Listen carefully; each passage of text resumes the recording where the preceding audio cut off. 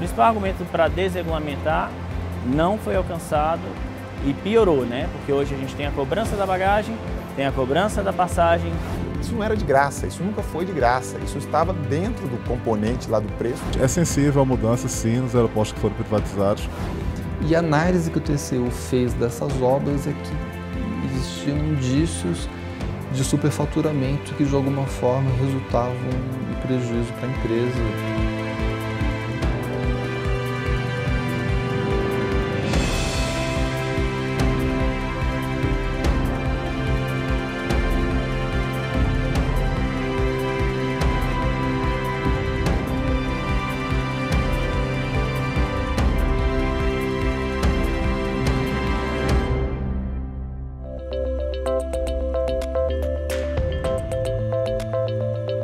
No ano 2000, os aeroportos brasileiros receberam cerca de 37 milhões de passageiros. Para atender esse contingente, o número de voos chegou a 766 mil. Quase 2 décadas depois, esses números mudaram. Os passageiros triplicaram. Em 2017, fomos 111 milhões de pessoas. E a quantidade de voos também aumentou. São 932 mil voos. O que mudou ao longo dos anos? Quais são os reflexos da flexibilização do setor e das concessões dos aeroportos para o mercado? Quais são os desafios daqui para frente? O Eu Fiscalizo deste mês vai falar sobre a aviação civil.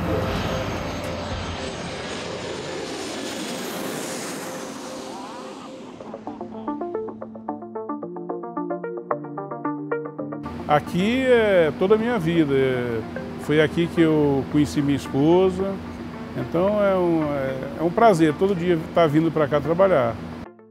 Há 39 anos trabalhando no aeroporto de Brasília, o Marcos conhece como poucos este lugar que se tornou a sua segunda casa.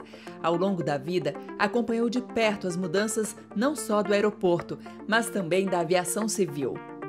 O que se percebia naquela época é que quem andava de avião, quem voava, eram mais pessoas da elite.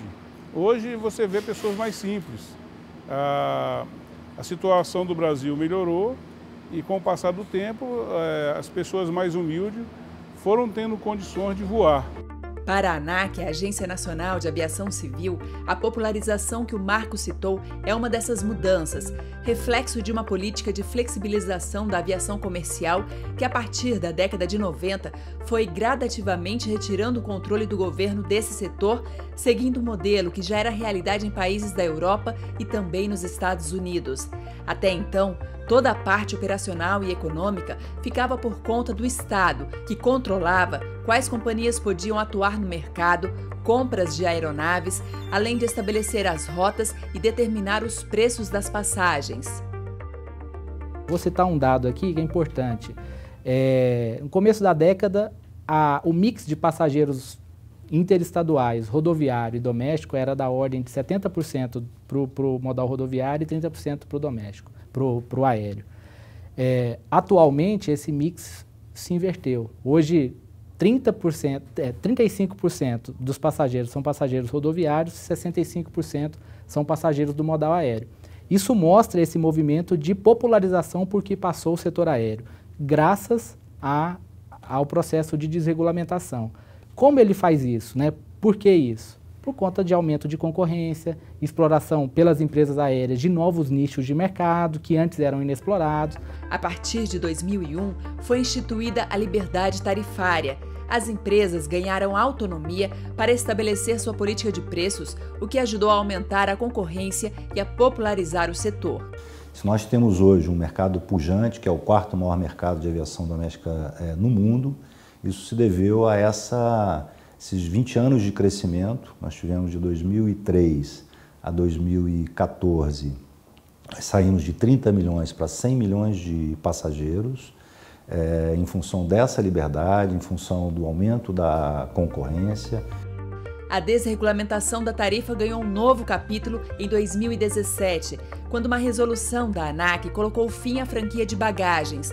Até então, o consumidor estava autorizado a despachar uma bagagem de 23 quilos em voos nacionais e 2 de 32 quilos para voos internacionais, além de uma bagagem de mão de até 5 quilos. Hoje, não existe mais uma franquia mínima e cada empresa está livre para definir se vai cobrar ou não pelas bagagens despachadas.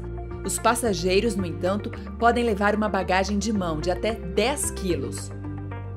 Essa novidade veio acompanhada da expectativa de que o fim da franquia de bagagens representaria uma queda no preço das passagens. Mas, para este advogado, especialista em direito do consumidor, não foi o que aconteceu. O principal argumento para desregulamentar não foi alcançado e piorou, né? Porque hoje a gente tem a cobrança da bagagem, tem a cobrança da passagem e não tem nenhuma companhia que inclusive tenha feito a redução.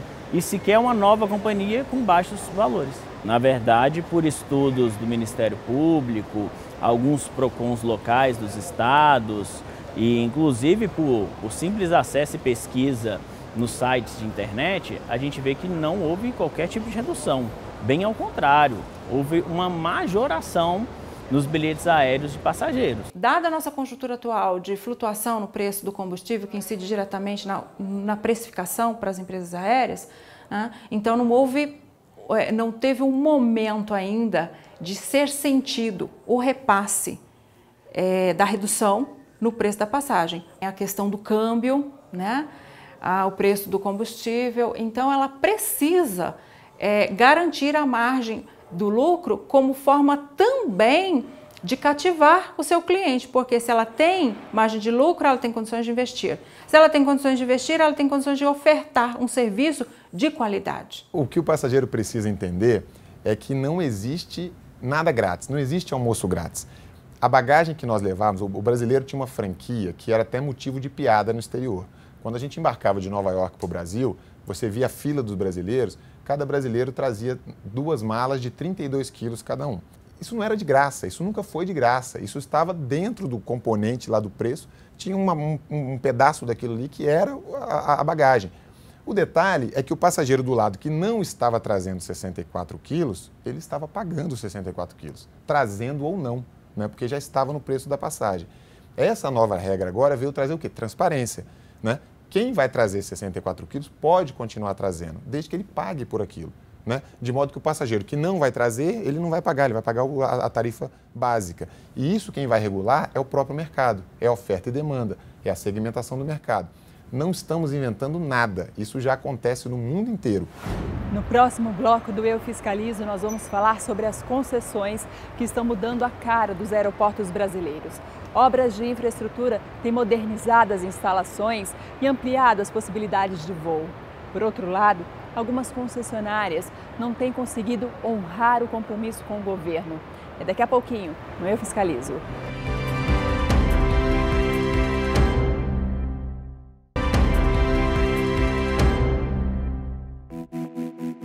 É gente que não acaba mais. Nunca os terminais espalhados por todo o Brasil foram tão concorridos. E para dar conta de tanto passageiro, a aposta é na privatização. Hoje, pelo menos 6 dos maiores aeroportos já são administrados por empresas particulares. As concessionárias assumiram a gestão de 2011 para cá. O Juscelino Kubitschek, na capital do Brasil, é comandado pela Inframérica. A empresa argentina ganhou o direito de explorar os serviços. Mais de 18 milhões de pessoas ano passado usaram essa estrutura, que praticamente dobrou de tamanho. E todas as taxas que você e as companhias aéreas pagam vão direto para o caixa da administradora. Eu não sei se é uma maneira de arrecadar mais, de exigir mais. Em termos de comodidade, isso melhorou bastante, né? Melhora bastante, mas isso tem um custo também. O senhor sabe exatamente todas as taxas que paga quando embarca ou desembarca? Não, geralmente eu acho que o brasileiro não olha muito isso aí, né? Já que a qualidade do que se vê nos terminais agora está por conta do setor privado, quem paga quer ver resultado. Eu tenho percebido que tem melhorado alguns lugares assim, eles estão investindo nisso aí também, né? E tem que investir mesmo, né? Porque isso gera divisas para o país, né? São essas idas e vindas que deram uma nova cara para a nossa aviação civil. Nós temos agora um transporte de massa, né? Inclusive que disputa com o transporte rodoviário, né? O passageiro hoje muitas vezes é mais barato ir de avião em algumas situações do que ir de ônibus, né? Determinados momentos do ano, sazonalidade, momentos de baixa demanda, você tem o transporte aéreo competindo até com preços mais em conta do que o transporte rodoviário. A mudança de perfil desses passageiros parece mesmo um voo só de ida. Prova disso é que o embarque nesses terminais cresce pelo menos 9% ao ano. Quer dizer, tem sempre gente nova chegando por aqui. Até por isso, o governo federal pretende privatizar até o final de dezembro 13 dos 126 aeroportos que funcionam regularmente em todo o Brasil. Que agora a gente está concedendo aeroportos em bloco. Aeroportos são 3 blocos, 13 aeroportos, né? Um bloco do Nordeste, um bloco do Centro-Oeste e um bloco do Sudeste. O bloco do Nordeste tem 6 aeroportos, o bloco do Centro-Oeste 5 aeroportos e o bloco do Sudeste tem 2 aeroportos. Em cada bloco você tem aeroportos superavitários e aeroportos deficitários. E de forma que no final, né, que o bloco como um todo, ele é sustentável. Apesar das concessões terem trazido benefícios, esse processo não ficou isento de problemas. Um dos problemas que o TCU identificou na atuação da Infraero após as concessões, né, como ela tinha uma participação muito significativa nas concessionárias, 49% de participação acionária, foi no acompanhamento que a Infraero fez das contratações das concessionárias com o que a gente chama de partes relacionadas, né? Situações em que a concessionária contratava uma construtora, por exemplo, do mesmo grupo econômico que controlava a concessionária para fazer as obras de ampliação dos aeroportos, né? Existe um conflito de interesse aí, né? E a Infraero deveria autorizar previamente a celebração desses contratos, né? Ela deveria fazer um exame cauteloso, avaliar se os preços contratados estavam em condições de mercado, né?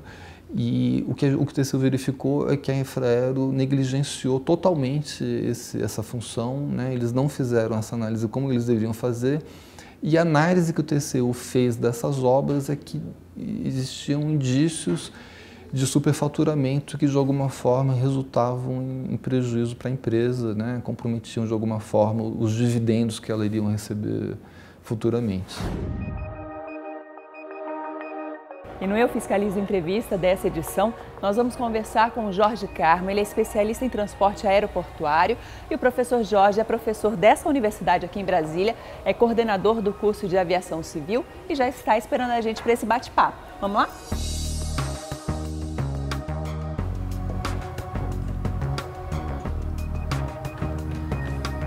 Estou entrando agora na sala do simulador de voo. O professor Jorge me convidou para um voo especial e eu quero saber dele para onde ele vai me levar. Dá licença, professor, eu já estou entrando. Muito obrigada por esse convite. E aí, para onde a gente vai? Bom, primeiramente, Maju, seja bem-vinda a bordo. Obrigada. Eu escolhi o nosso destino como sendo Porto Alegre. Eu vou fazer aqui uma decolagem e assim que a gente estiver estabilizado, né, em voo, eu vou acoplar o piloto automático para que a gente possa conversar mais a miúde. Combinado, então vamos lá. Ok, então.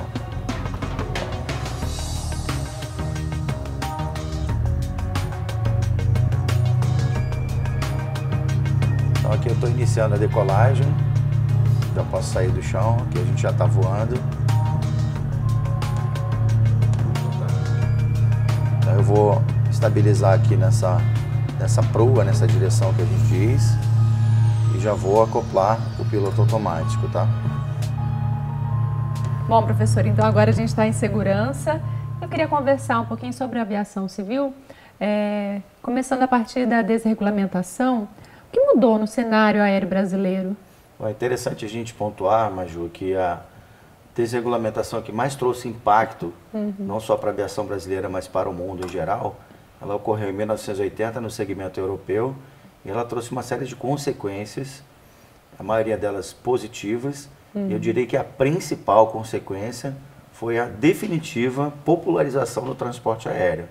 As companhias começaram a baixar as suas tarifas, e hoje a gente pode dizer, não só no Brasil, mas em qualquer país, né, que qualquer pessoa, independente do seu poder aquisitivo, tem acesso, né, a viajar de avião com segurança, né? Como o senhor enxerga o fim da franquia de bagagem? Foi positiva ou tem problemas? Bom, eu acho que essa questão, primeiramente, ela deve ser analisada sobre duas óticas.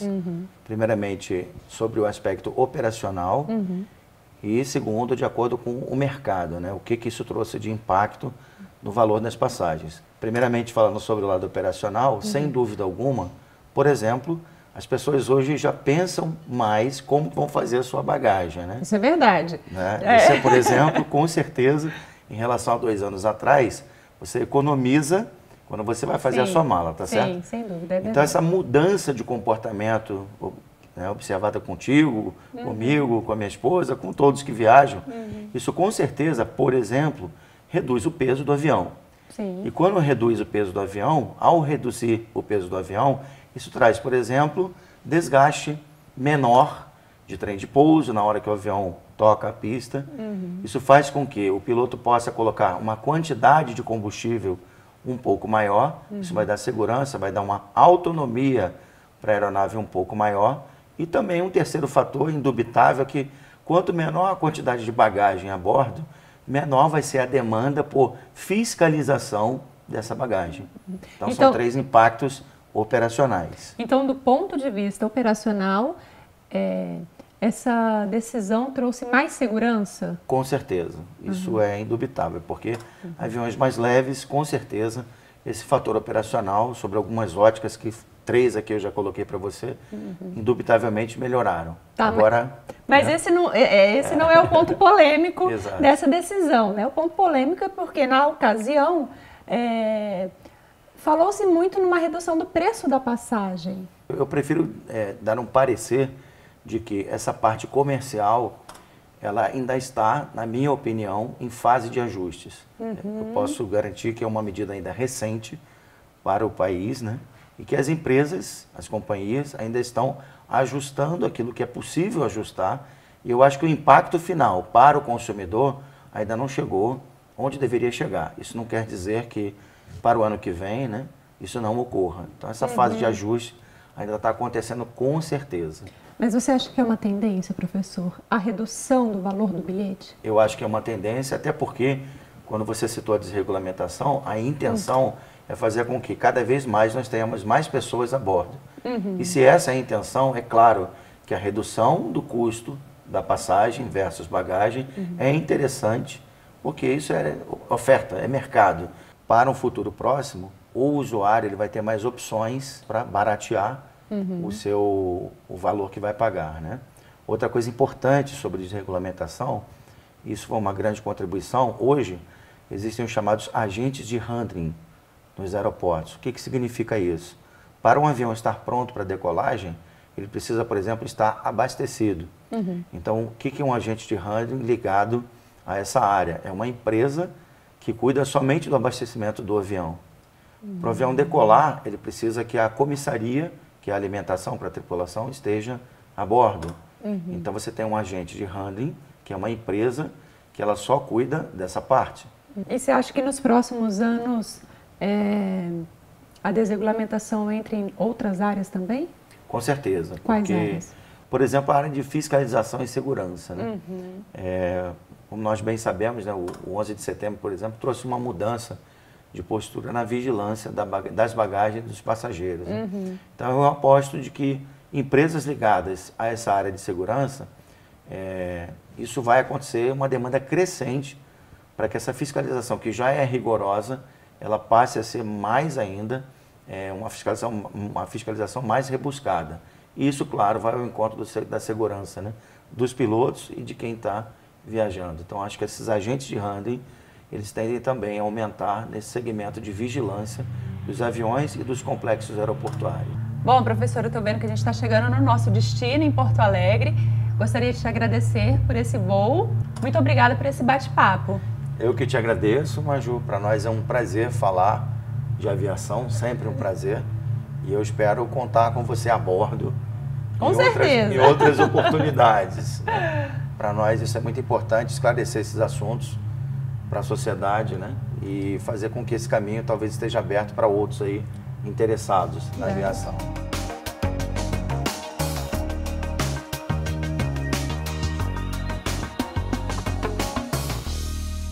A gente vai agora para um rápido intervalo e no próximo bloco nós vamos mostrar o que o futuro reserva para o setor aéreo brasileiro. Até já!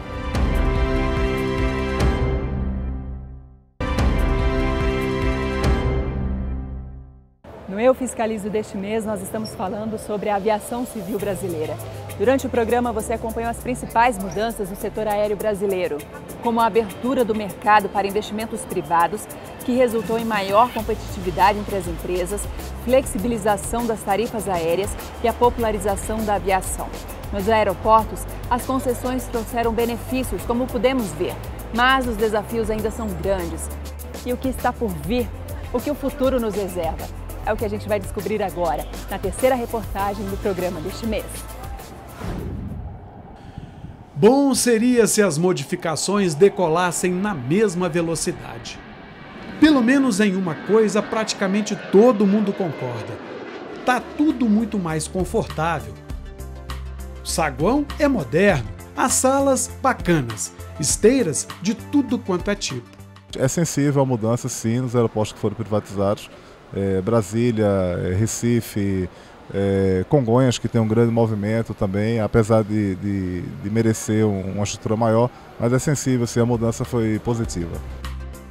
A privatização de parte dos maiores aeroportos veio a reboque da necessidade de melhoria para receber os turistas da Copa de 2014. Só quando estava realmente muito tarde, o Brasil ficou preocupado com a Copa do Mundo, as Olimpíadas, né? A má impressão que poderia se passar para o público externo, né? De ter aeroportos tão defasados, tão saturados, tão pouco adequados à demanda da população, né? Nessa rota de viagem, seu Marcos já viu de tudo. Depois de 4 décadas de trabalho dedicadas ao aeroporto JK em Brasília, ele está mais com jeito de testemunha. Uma transformação que, na minha opinião, gigantesca. Quando nós chegamos aqui em 79, nós tínhamos rampas, capacidade para receber 2, 3 carros. Hoje nós já temos 2 megas rampas e tem hora do dia que elas estão completamente tomadas e lotadas. Desde que as empresas concessionárias assumiram o controle, muito usuário garante que os preços dos serviços e produtos dispararam. A gente foi tomar um café em São Paulo, eu e minha namorada, um cappuccino a R$12, um pão na chapa 6, coisa que na padaria a gente paga R$1,50, R$2 no máximo. Aí. É um pouco salgado, né? Outra queixa muito comum entre os usuários diz respeito ao estacionamento. Encontrar um canto para parar o carro nos principais aeroportos do Brasil é sempre uma canseira. Não acha vaga. A opção que sobra é procurar o lugar específico, o serviço que é oferecido pela concessionária. A gente chega na guarita. Bem-vindo. Pressione o botão ou insira seu cartão. Cartão na mão, autorizada a entrada. A gente só precisa saber o quanto vai pagar por isso na saída. O negócio é o seguinte, se você precisa de apenas uns 15 minutos esperando por alguém, vai pagar R$15. Nós estamos fazendo agora algumas obras para melhorar a estrutura do estacionamento e, de fato, vamos a também fazer algumas promoções para melhorar a relação custo-benefício do estacionamento. 2 dias de diária do estacionamento, R$108. Como é que escapa disso? Parece que não tem jeito, né? A cobrança até faz parte, garante essa professora de aviação civil. O que precisa mudar são os serviços oferecidos. Os passageiros estão reclamando do Wi-Fi. Por que o Wi-Fi não é livre para todos nos aeroportos do Brasil? Se a gente vai pelos aeroportos dos Estados Unidos, da Europa, o Wi-Fi é livre e com boa qualidade.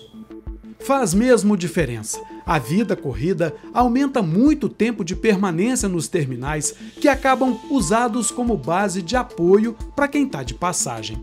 Hoje o trabalho remoto, o acesso à internet, as decisões que você toma dentro do aeroporto, você pode olhar no entorno dos cafés e dos restaurantes, todo mundo está a trabalhar de alguma forma.